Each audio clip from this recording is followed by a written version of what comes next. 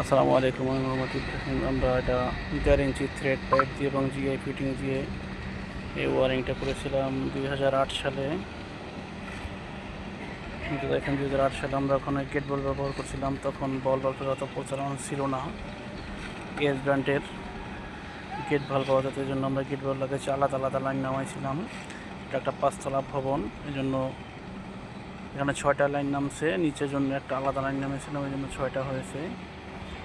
এখানে বাকিগুলো যে ওখানে হয়েছে 5টা, এটা 5তলা ভবন, ওই জন্য 5টা। এখান থেকে এই পর্যন্ত আমাদের ওয়ারিং শেষ। 7টা ওয়ারিং আমাদের শেষ। ধন্যবাদ সবাইকে। আসসালামু আলাইকুম, আমি মোহাম্মদ ইব্রাহিম। আমরা এটা 4 ইঞ্চি থ্রেড পাইপ দিয়ে এবং জিআই ফিটিং দিয়ে এই ওয়ারিংটা করেছিলাম 2008 সালে। কিন্তু দেখেন 2008 সালে আমরা ওখানে গেট বল ব্যবহার করছিলাম, তখন বল বাল্বের অত প্রচলন ছিল না।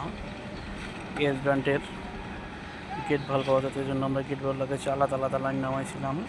এটা একটা 5তলা ভবন, এই জন্য এখানে 6টা লাইন নামছে, নিচের জন্য একটা আলাদা লাইন নামিয়েছিলাম, এই জন্য 6টা হয়েছে।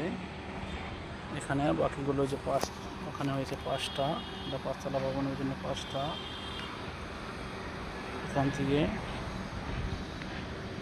এই পর্যন্ত আমাদের ওয়ারিং শেষ। 7টা ওয়ারিং আমাদের শেষ। ধন্যবাদ সবাইকে।